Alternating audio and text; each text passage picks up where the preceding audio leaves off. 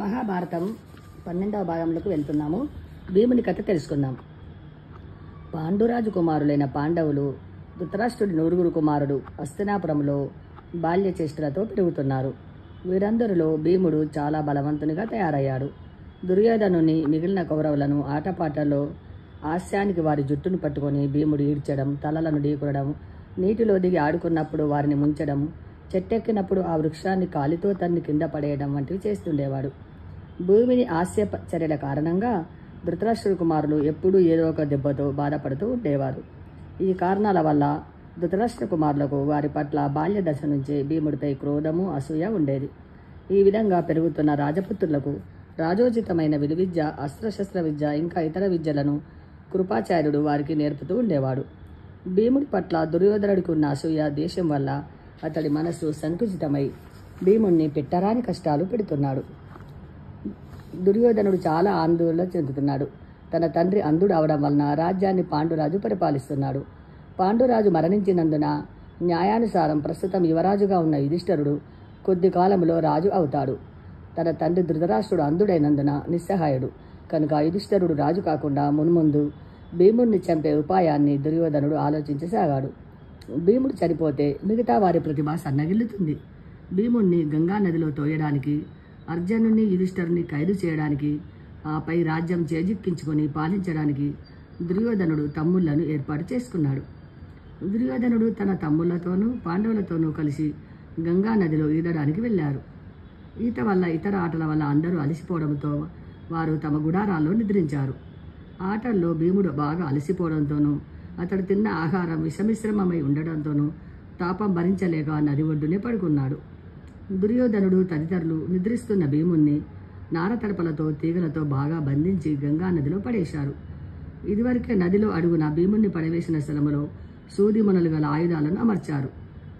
నదిలోకి భీముణ్ణి పడవేసినప్పుడు ఆ సూదిమొనలు గల ఆయుధాలు గుచ్చుకొని త్వరగా భీముడు మరణిస్తాడని కౌరవుల ఆలోచన.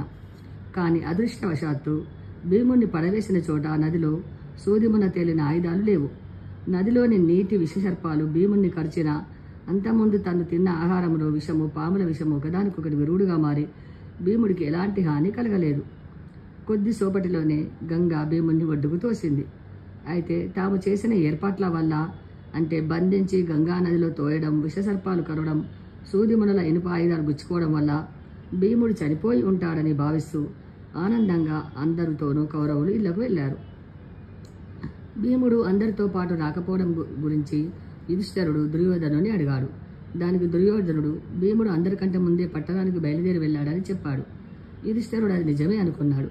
ఇంటికి వెళ్ళిన వెంటనే భీముడు వచ్చాడా అని తల్లిని అడిగాడు. ఆమె రాలేదని చెప్పింది. భీముడికి సంబంధించి ఏదో మోసం జరిగిందని భావించి తన తమ్ముళ్లతో కలిసి అడవికి వెళ్ళి అంతా వెతికారు. కానీ భీముడు జాడా తెలియలేదు. విచారంతో వారంతా ఇంటికి తిరిగి వచ్చారు. కొంతసేపటికి భీముడు మేలుకొన్నాడు. తడబడుతూ ఆయాసంతో ఇల్లు చేరాడు. కుంతి, యుధిష్ఠిరుడు భీముడి రాకకు సంతోషించారు. కౌగలించుకొని కుశల ప్రశ్నలు వేశారు. భీముడు తన శరీరంలో జీర్ణించుకున్న విషంతో మరింత బలశాలి అయ్యాడు. కుంతి విదురుడికి కబురు పంపి ఆయన్ను రప్పించి ఆయనతో రహస్యంగా మాట్లాడింది. దుర్యోధనుడు దుర్మార్గుడు, క్రూరుడు. అతడు రాజ్యం పొందాలని భీముడిని చంపే ప్రయత్నం చేశాడు. నాకిది ఎంతో ఆందోళనగా ఉంది అని కుంతి అన్నది. నీవన్నది నిజం. ఈ విషయం నీలోనే ఉంచుకో. దుర్మార్గుడైన దుర్యోధనుని తగవపెట్టి చికాకు పరిస్తే అతడి కోపం మరింత పెరుగుతుంది. నీ కుమారులకు దీర్ఘాయు ఉంది. అందువల్ల ఆ విషయమై నీవు ఆందోళన చెందవద్దు అని కుంతితో అన్నాడు విదురుడు. యుధిష్ఠిరుడు కూడా భీముణ్ణి వారించాడు. ఈ అంశాలను మర్చిపోయి మౌనంగా ఉండు. ఇకపై మనమంతా జాగరూకతతో ఉందాము. ఒకరికొకరము సాయం చేసుకుందాము. మనల్ని మనమే రక్షించుకోవాలి అన్నాడు యుధిష్ఠిరుడు. మరోవైపు భీముడు నదిలో నుంచి తిరిగి రావడం చూసి దుర్యోధనుడు ఆశ్చర్యపడ్డాడు. అతడికి భీముడిపై కోపం, కక్ష ఇంకా ఎక్కువయ్యాయి. ఓ దీర్ఘ నిట్టూర్పు విడిచి తనలో తాను విచారంతో మునిగిపోయాడు. తర్వాతి భాగంలో కర్ణుని కథ తెలుసుకుందాం.